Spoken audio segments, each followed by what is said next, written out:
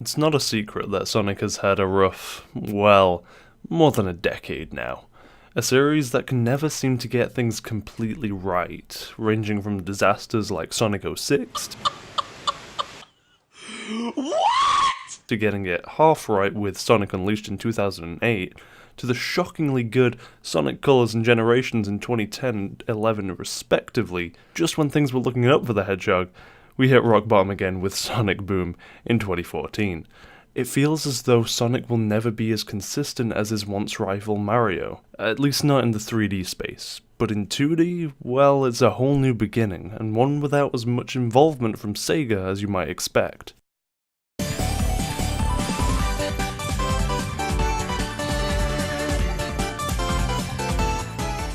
Sonic Mania was created primarily by fans, specifically Christian Whitehead, and while in many cases the whole who knows what the fans want better than the fans ends up not working out due to pandering and a lack of innovation, for Sonic it appears to be exactly what we needed. Getting his start with Retro Sonic back in 2007, Christian the Taxman Whitehead's aim was to recreate the classic look and feel of Sonic with a newer x86 engine, one close to that of Sonic 3 and Knuckles, with the same capabilities of more complex sprite work and various other effects. When it was first released as part of a Sonic Amateur Games Expo, it had two zones, one which was a custom rebuild of the much beloved Emerald Hill zone, and a new one known as Egg Gardens. This displayed Christian's desire to not only replicate and port Sonic to modern systems, but also his level design skills. He wasn't satisfied simply being on the technical side of things. So when he was brought on by Sega to port Sonic the Hedgehog 1 and 2 to iOS and Android, it might have been a large step in the right direction, the direction to working closely with Sega, yet it wasn't quite enough. Christian made these ports along with Headcanon, a one-man company, at least as far as I can tell, headed by another fan game creator, Simon Tomley, known as Stealth among the community. A guy who really needs to update his website since it still claims that Sonic Mania is releasing in spring 2017. Anyway, their ports of games to mobile were very well received, and why shouldn't they be? They were now running at a stable 60 FPS in widescreen with a remastered soundtrack and a whole host of new features and changes.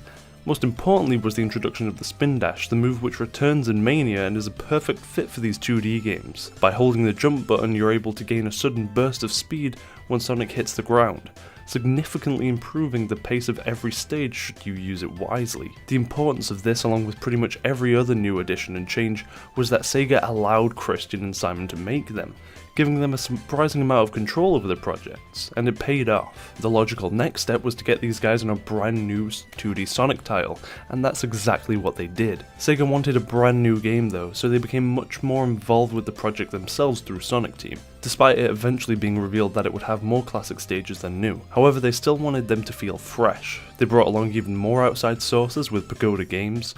Jared Castle and Tom Fry worked on a Fangame HD remake of Sonic 2 which was sadly never released. Now they had their big shot with Sonic Mania, a chance to prove themselves as more than fangame and mobile indie devs, not that they weren't already incredibly talented at both of those things. Finally, from Pagoda was T. Lopes, a YouTuber who had previously done remixes of plenty of tracks from the franchise.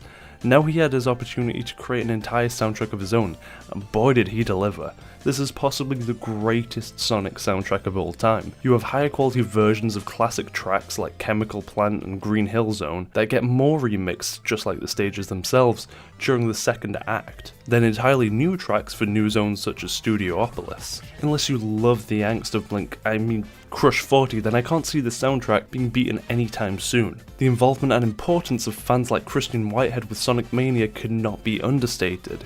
He alone came up with the idea for the new Hard-Boiled Heavies, a great name and essentially Sonic's version of the Koopa Kids. Apparently he came up with the idea after imagining Eggman becoming depressed after Sonic 3. He'd just lounge around in his pajamas and the Egg Robos would go a little mad. So that's pretty much the summary of the story of how Sonic Mania came to be. There was even going to be a possibility of a 3DS port by another indie dev, Renegade Kid, at one point.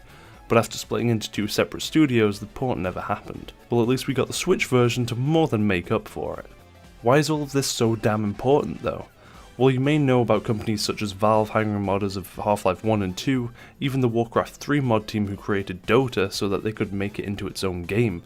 but it's rare to see these smart habits demonstrated outside of the PC market. Modding is such an integral part of PC gaming and the culture surrounding it that it's become impossible for devs to ignore the raw talent on display. When it comes to the console market and the big three companies, you see time and time again fan games being shut down with no further discussion. They're revealed and then they're killed off.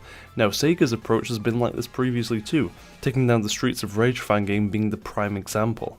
But they've clearly realised that this is the wrong approach to take, something which seems like Nintendo will never come to terms with. While they see no value in fan games, Sega are now actively using these talented and clearly dedicated developers to improve their own games. There's no doubt in my mind that Sonic Mania wouldn't be even half the game it is if it wasn't for Christian and Headcanon, the highest rated Sonic game in 15 years, and it came about thanks to the help of fans. You can't deny the success and benefits of this approach anymore. Sega may not be as huge as they used to be, but they're still a massive publisher who can set an example, a precedent for all other companies to follow suit. Will they though? If Nintendo did it, I would be shocked and amazed. It's probably the best thing the company could do currently, but they're on top with the success of the Switch at the moment, and even with another disastrous mini classic console arriving, it feels as though they can do no wrong in the eyes of many. So no, I wouldn't go that far, but Sony and Microsoft? More than likely. Same goes for EA and Ubisoft. I wouldn't be too surprised if we saw them collaborating with once fan game creators a few years down the line. And that's what makes Sonic Mania so vital, so damn important. It sets a fantastic example for others to follow, and it's a fucking great game too, even if I suck at it.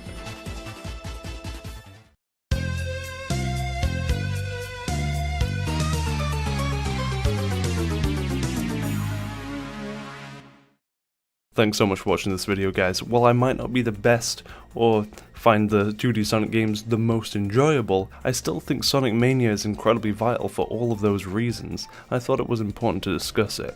This is probably the start of a new series that I want to try and do. Just anything that I find important, whether it be in music, films, games, whatever.